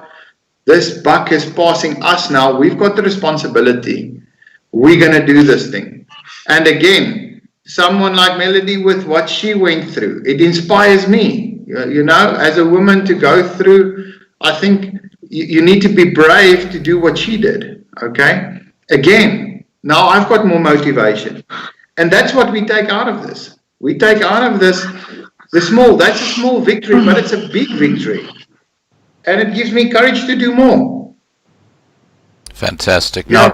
Now, I'm going to go around the room, if I can put it that way, and I'll start with you, Annari. What do you need most when it comes to anything outside cash? I mean, like blankets, people who are watching this video, they can actually say, yeah, I can help with that, or I can help with a table, or I can, just what sort of things are you looking for the people that you help? Well, right now, Scott, with the Love and Hope project, I'm really desperate in need of blankets, because at the squatter camps where we're going on Saturday, there's very few blankets. So I need blankets, I need beanies, I need bed socks for the older people, and I'm focusing on the children and the older people. And don't tell me I'm a whatever, because I don't care about the people in between. I'm really, really, really dedicated before next week that those shelters or those squatter camps or whatever you call them, that every old person and every sick person in that squatter camp will have a flask, because I'm ordering 100 flasks. They will have a beanie for the head, they will have a warm blanket, they will have bed socks, and people are baking biscuits and stuff so that we can take it there. And there was also a request for the teenage girls who does not have sanitary wear, for those who think it's easy in a squatter camp if you are a young girl. I think, and this makes me very emotional, because I know it's hard for girls and for women as it is to deal with periods and all of these stuff, and to deal with it in a squatter camp where there's nothing, in that one squatter camp where there's 160 people staying, there's no power, there's very little water. So I've actually told Jacques that I am going to really put my weight into 3 squatter camps that I learned to love in the COVID time. They've changed me, they've changed my vision. And you know what? I want to do something to help them to help themselves. And I think, Jacques, you spoke to me and you said, Annari, protect your heart. Do that. So I need to make sure that the children there and the old people there have warm enough stuff. The children also, and then some nice stuff to eat as well. Because you know what? It's wonderful to have this. And Jacques, I really want to thank you for this, because I do believe it's saving lives. But it's also nice to take a packet of biscuits to an old person or to a child, to say in a way, we love you, we're sorry that you are going through this hardship, but we are there for you. And that is what I need. Blankets, beanies, biscuits, and bed socks. All the bees. All the bees. Now, if people want to deliver that to you, how do they contact you? Is there an address to deliver to, or what do they do? I'm going to make a chance. I saw all these beautiful videos on the maternity things where there were, waiting mamas or whatever who's going to have, and they couldn't have a Melodie, what do you call it? The ooievaarsteer. They couldn't have. The old name was stalk party, but that's changed. What do they call it now? I have no idea. Okay, but I want to have the big reveal now, the boy and the girl reveal. What is the stalk party that hulle dit deesdae noem? I can't remember. I don't know, Annari. It's not part of my family at the moment. Hulle noem dit 'n doekebraai. Die doekebraai is oulik. I'm consumed by peanut butter sandwiches. I haven't been thinking of anything else for the past couple of weeks. Ek sal jou WhatsApp as ek onthou. But I saw all these beautiful videos, and I will never have a stalk party again, because I won't get pregnant again, okay, soon. But I was thinking so if people want to, I'm going to sit at my gate at the house. And I just want to play music and let them pass, drop and go, drop and go. Can you think how many blankies and roll on and, for the girls?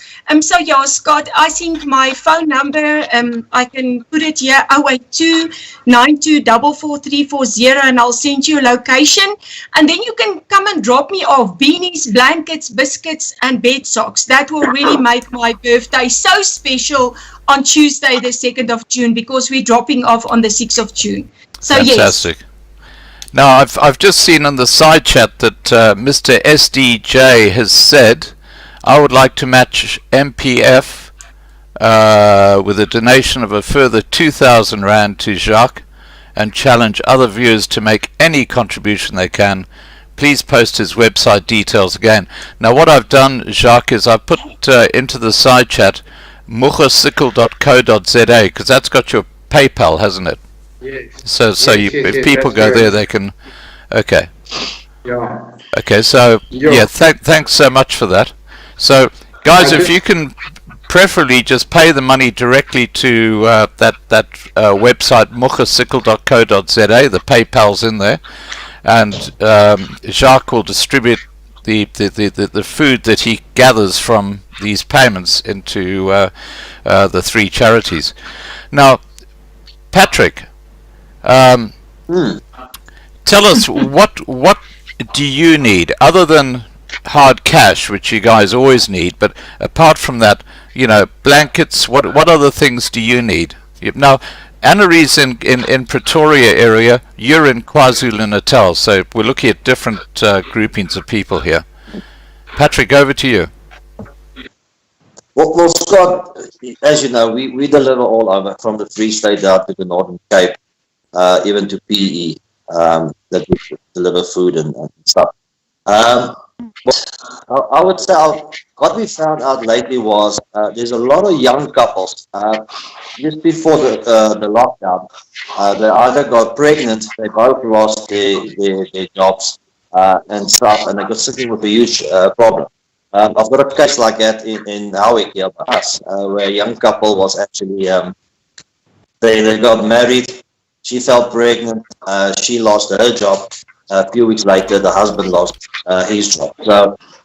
So in Howick, I've got a whole group of old Tannies, if I can put it like that, and they knit for us 7 days a week, and they make little beanies and little socks for the little newborn babies and the little jerseys. I think I had a thing or something, but it's only in my car at the moment. But they're doing that, so we find it's a lot of pregnant young couples that has contacted us and asked for baby clothes, which we have. We've set up now, got prams for them. We've got blankets, we've got baths, we've got the milk bottles, everything that's associated with the newborn baby. We set aside. So I would say on that side, people got extra wool or something that they can knit with. We'll appreciate to have that. Tomorrow I'm picking up, I don't know how many loaves of bread in Durban. We're taking 13 food parcels down to Durban North. And then the guy phoned me tonight and said that they're going to donate bread to us as well. So I would say clothes, we get clothing quite a bit. So I would say wool at this stage, so we can make a little warm blanket for the kiddies and stuff. Right. We've got an old age home and container after. There's about 350 old age people there. One lady's 102 years old. We put in a request to come bank, so we're waiting for that to be approved, and then we'll take the 350 blankets. Right. Now, Patrick, I've just put up a couple of photos of the food parcels that you're delivering tomorrow. Those images you sent me, that's just gone on the screen so people can see what your food parcels look like. So you're basically looking for baby wear, like little jackets for babies and stuff like that, and socks and those sort of things. Yeah. I must say, Scott. I must say we've been very fortunate to get a lot of clothing. The stuff that we we've been donated so far, we can actually take a couple of houses and we can give them certain, everything. But there's always a request for that. So if there's wool, if there are people got wool that we can use, give it to the knitting club that we've got, so they can start knitting. It gives the old people something to do as well. And stuff like that, then it'll be great. Yeah, and if there's any food parcels or food items that they want to donate, they're more than welcome. Okay, anything across the board. Now, I've put your email address in the side chat here. That's patrick@farmersaidsa.cf. So keep an eye on that, Patrick, because that's also your PayPal account, so people can donate money to that account for Patrick as well. Now, Melodie, what sort of things do you need within the Cradle of Hope when it comes to not non-cash items? We're talking about other stuff. What other stuff do you need people to help you with? Well, we've basically got 15 projects that serve at this stage more than 2,000 persons per day. We've got our facilities where our women live with their children, approximately 50 women, 30 children. They live with us, so they need to be fed and clothed and counselled and transported. It's homes where these people live. So anything that you can use in a house for a family, we need for the women and children. We have got a community nursery school with 76 children. Of course, now we have been forced to close. But for 60 of these children, since the day lockdown started, every day we've still been providing a cooked meal. They get there we have volunteers in the morning cooking the food at the nursery school. And then from 11:30 till about 1 o'clock, we have got 2 ladies that drive to the homes of these children, where they then give them their warm cooked meal, very nice food, warm, made with loads of love, their fruit, which would be a half an apple or maybe a banana, or an orange. We give them a peanut butter sandwich, which they can eat later during the day. And then we also give them a packet of dry instant porridge, which is then meant for them for breakfast for the next day. So these children have been getting food every day. Our petrol account is huge. And then we've got the feeding scheme, where we've now got the food parcels every day. We're handing out more than 100 food parcels every day at this stage. Nice food parcels. We even include dog food if the people have got dogs or cats. We had a guy the other day, he was feeding his cat pumpkin. And he came crying and said that, all he's got for the cats. And I'm a cat lover, so I organized some cat food for him as well. And the whole organization to keep everything running, to keep all the wheels turning. Our vehicles are old. Our vehicles need to be serviced regularly to be safe. So, and then tomorrow we're starting with the bread and the peanut butter sandwiches, 300 loaves a day. Wow. And we're running very low on peanut butter and jam.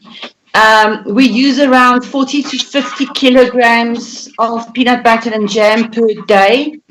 For 20 kilogram peanut butter bought normally at Macro, you would pay 1,100 Rand. So that's big money. And we're running very low on peanut butter and jam. Right. Just totally off topic. Davi, who works with Patrick, has said, Annari, I'll get a couple of lions to protect you. Thank you. And he could.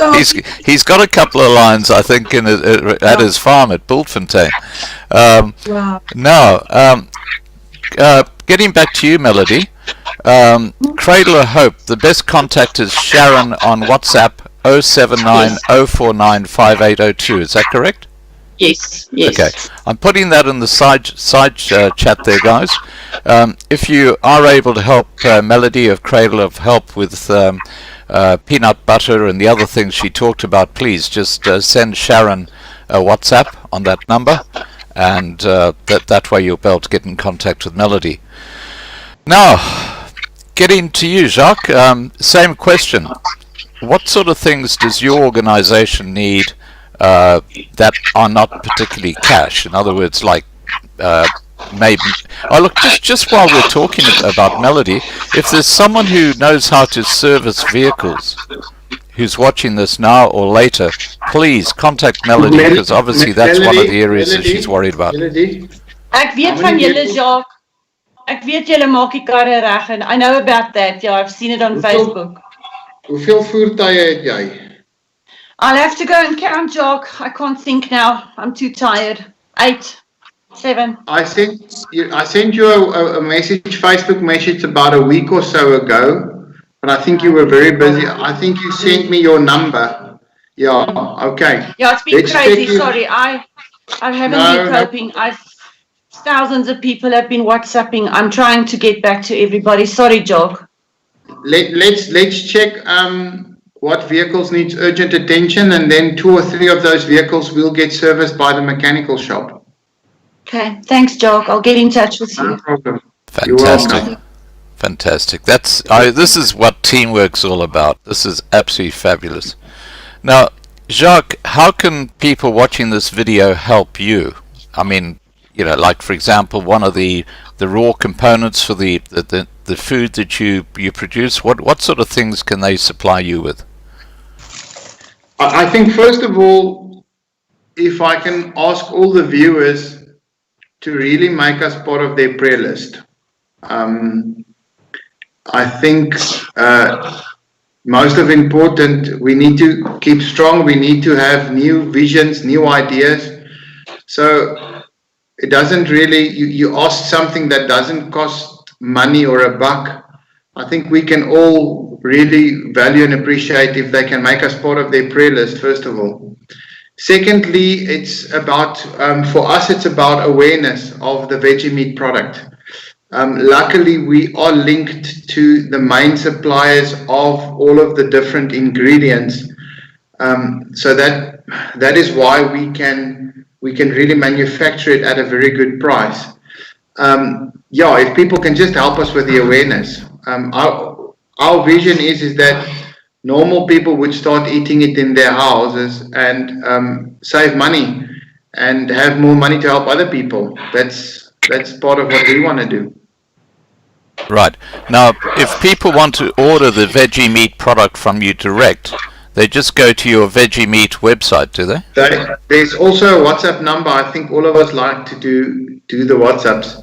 The WhatsApp number is also on the website, but it's 073-329-5174. And we can also courier countrywide. Okay. Let me just check that. 073 329-5174. That's correct. Okay. I'll just put that I'll just put that as a veggie meal contact. So yes. If you want to try this new nutritious food which costs next to nothing, please just contact that WhatsApp, veggie meal, and you know, they'll be able to sort it out for you. All right.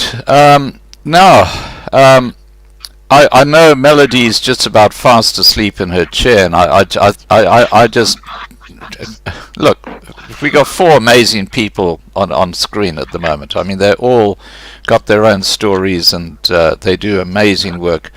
I don't want to keep you guys late. We've been going for nearly 2 hours.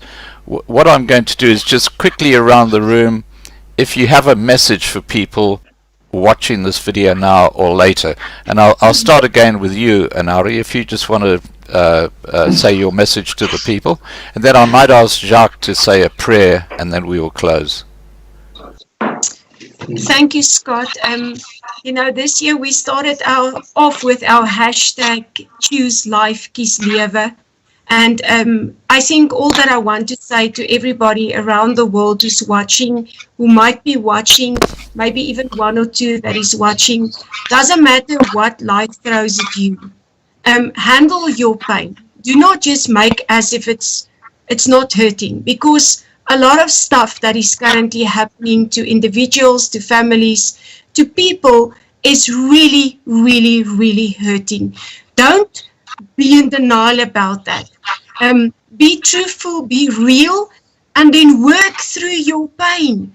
Do not think you're a loser if you do not, if you act on how you feel. I'm not saying act out, I'm saying deal with your pain, because all of us, me, for the first time having to read all of these messages where people are just actually begging for food, for help, for power, for whatever.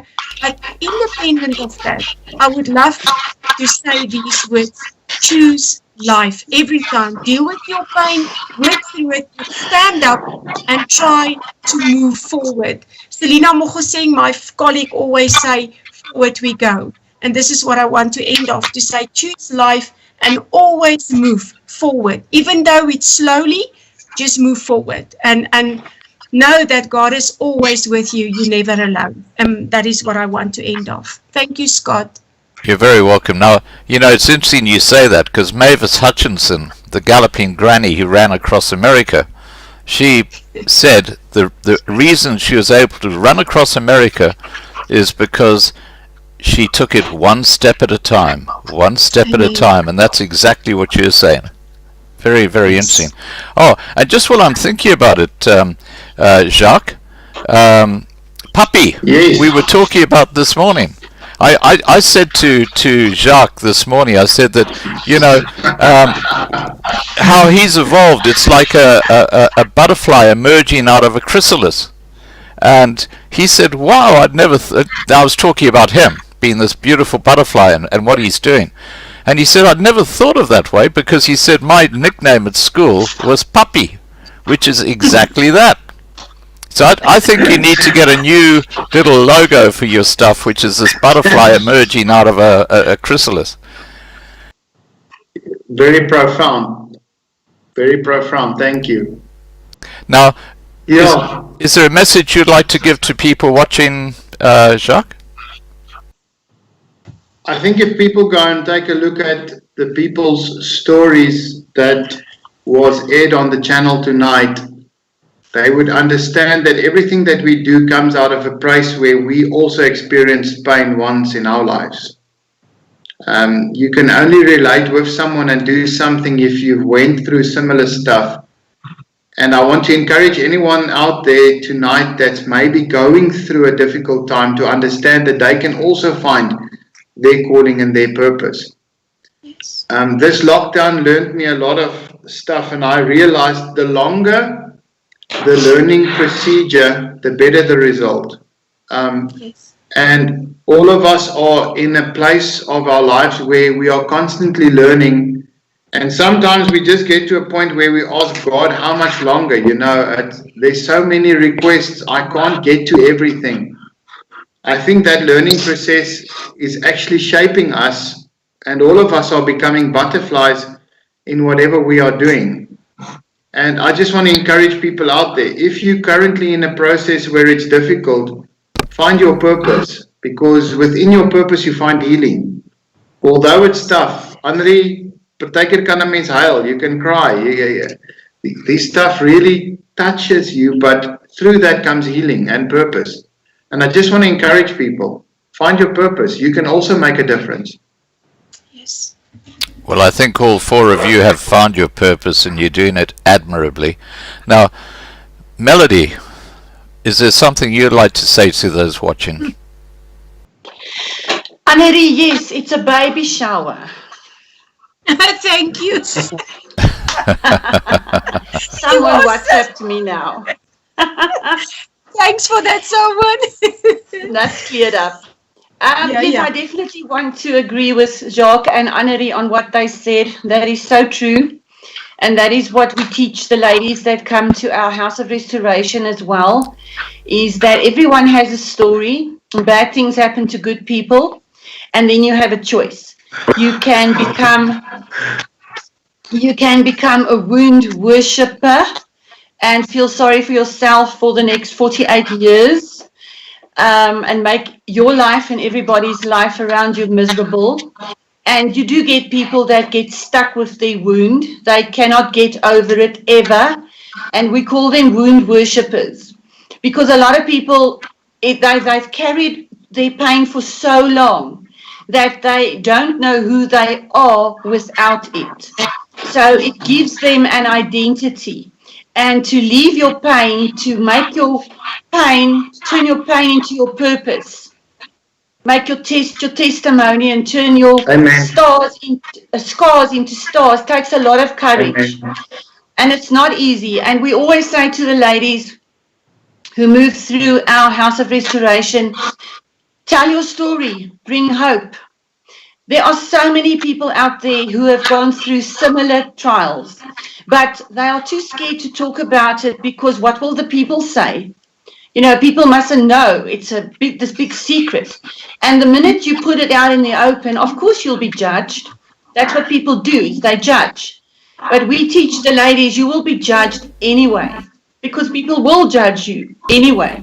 So you can just as well be judged for the real person that you are than the exhausting fake person and the mask that you have to keep on the whole time. And as soon as these ladies start sharing their stories, then other ladies come and say, but thank you, because that's what happened to me and that's what's busy happening with me at the moment. And it brings so much healing. And, you know, the day you can tell your story without crying is the day that you know you're healed. And that could take a year or 2 or 10 years. But talk about it and bring it out in the open and turn your pain into gain. And if you live your life passionately, if you get up every morning and you do what you can do, what God brings to you for that day, I promise you, your purpose will find you. You don't have to go look for your purpose. Just get up and do what you can do good. And honor God and trust Him. And your purpose will find you. So, yeah, that's my message. Thanks. Fantastic. Now, Patrick, Darby's asked, can you tell everybody about a product called Jam? Yeah. Right, Scott. Yeah, I'm glad Darby put it up, actually. You know, there's so much need within the communities, and we actually really forget how the farmers in South Africa are struggling. I'm not talking about drought. I'm talking about where farmers themselves can have food in their own homes. I know, and I think Darby can concur what I'm saying. Some of the farmers don't even have electricity in their home. I know of a farmer in the Free State who's sitting for months now without electricity at his home. We had a call about the jam product about a month or so ago, and it was about four or five communities in the Northern Cape that said that they need food desperately, and we said, well, we can't get food parcels. That was right in the beginning of the lockdown, where they didn't want us to travel, to different provinces. Right. And so I spoke to a lady there. I said, listen, I'm buying you the jam products. I'm buying you 20 bags of 25 kg bags. One 25 kg bag feeds 500 children. And if you feed adults, it will feed, one bag will feed 250 adults. Wow. Now, those 20 bags sent 7,500 people. In those 4 different communities got fed. And we didn't know the product that well. So when we sent it there, the people came back and said, a wonderful product, tastes just like Pronitro. It's filling. They have one bowl in the morning, and they were full for the whole day. So yeah, 7,500 people in the community and those on the farms, farmers themselves, fed with this product. Even Jacques' product that he gave through your home to us, that was given out in Victoria area to about 14 families. we also got that product from Rise Against Hunger that Melodie was saying. We do get donations from them as well. And but we must never forget the farmers. Farmers are struggling just as bad as what the people in the communities at the moment are struggling. I'm sitting with a community where 65 families in the community needs food. So there's a huge need in farming as well.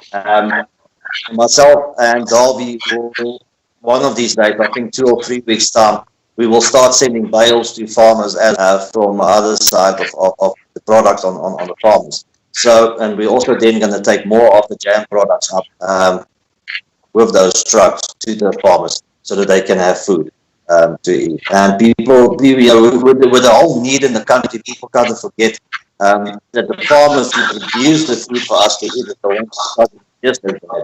So we must never forget the farmers as well. And if people have bales or no farmers that not extra bales, let us know and we'll transport it to the farmers.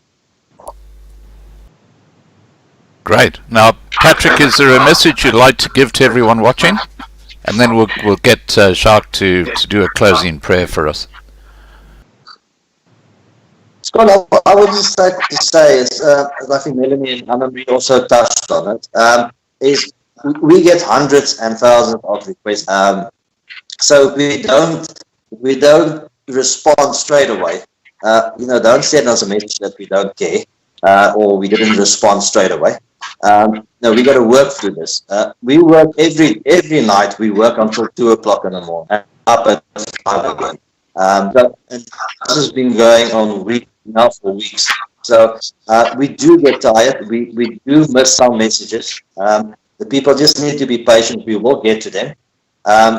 We don't have a whole warehouse full of food parcels. As we get donations, we make up the food parcels and we deliver. So it's not like we've got a whole storeroom where we can just go and pick 50 or 60 food parcels and go and drop it off. So people must just please be patient with us. All of us, Annari, Jacques, and Melodie, all busy. This week was a very hard for me, health. I'll be honest. I think it's kind of taken a little toll this week. About 2 days ago, I wasn't feeling well, so I went to go and sleep just to see if I can get an hour's sleep or so. I had such bad heart palpitations that I woke up and I had this heavy, warm feeling over the chest, and I battled. And I phoned a friend who was a Christian. I said, "Listen, you need to pray quickly. I can't sit with this." He prayed, and it went right. But it takes me 2 or 3 days to recover fully. So. For 2 or 3 days, we don't sometimes respond to people. So people must just be patient. We will get to you, and we will bring you food and vegetables and stuff. But we only people to cover a huge area where there's a place. We won't get you. It's like we got to Pedro and all those people. We will get to you eventually. Just like they say, just stay strong. We will get this. Somebody will get it. It's not us. Somebody else. Okay, fantastic. All right, is there anything else anyone would like to add before we close in prayer? Okay. Jacques, can I hand over to you to close in prayer? Yeah. And just before you do, sorry, I just want to thank the moderators in the side chat for all the fantastic work they do in keeping the side chat clean. And for all the people who've joined us tonight, thank you. I hope you've learned something. I certainly have. These people that are on the screen are living angels. I mean, they're just doing amazing work, God's work. And now over to you, Jacques.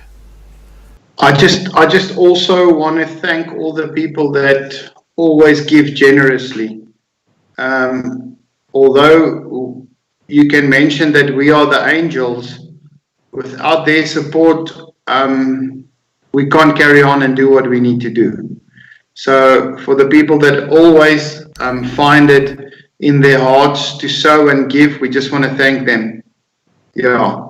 Father God, we thank you for knowing you. Thank you that we can always turn to you, and thank you that you are a 24/7 God.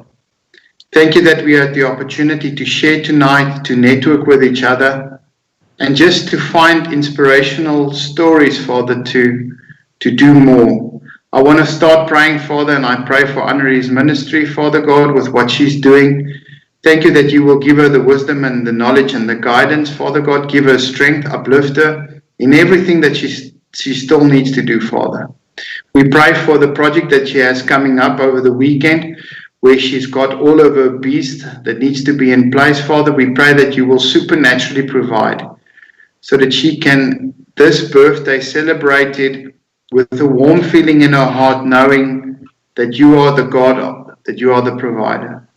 Father, thank you for keeping Melodie strong through this time, Father God, where she stood strong for not only Cradle of Hope, but also all the other charities and organizations in the country.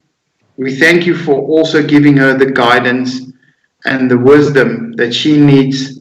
As we heard tonight, she's got a big organization, Father, not only with food and food packets that she's handing out, but she's got a lot on her plate, Father God, and we pray that you also give her the strength. Thank you for the work that Patrick's doing, Father. We pray that we heard that there's sometimes that there's a bit of health conditions, Father. We pray that you supernaturally also heal him and give him back his power and his strength that he needs to carry on with a good work. Thank you also for this channel that gave us the opportunity and the platform to reach people.